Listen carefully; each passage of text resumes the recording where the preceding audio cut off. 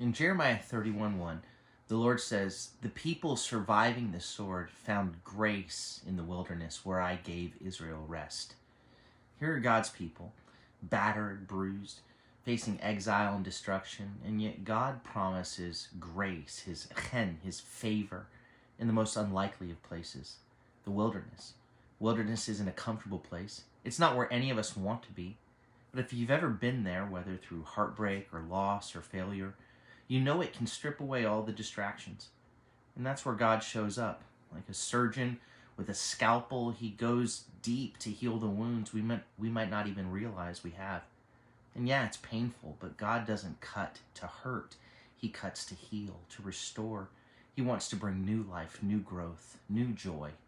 What's remarkable about this passage is the reminder that God's discipline is rooted in his everlasting love. Verse 2 says, "I have loved you with an everlasting love.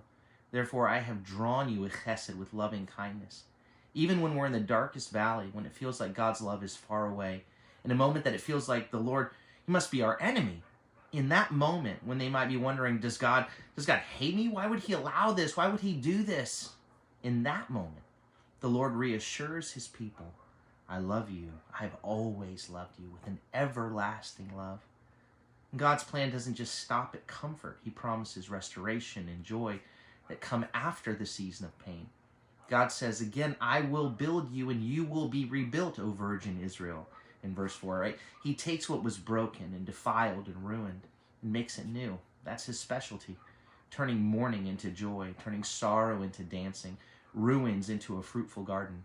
And then he makes this promise. He says, "I will turn their mourning into joy and will comfort them and make them rejoice from their or out of their sorrow," in verse 12. That's the promise. Joy is coming, healing is coming, restoration is coming.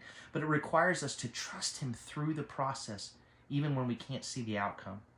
So even in your wilderness, remember the heart of the Father toward you. He loves you with an everlasting love.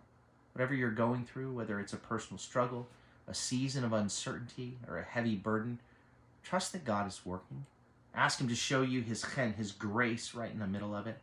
And if you've already come out of a wilderness, look back and look how God's favor sustained you, how he held you close through it all, and give him praise.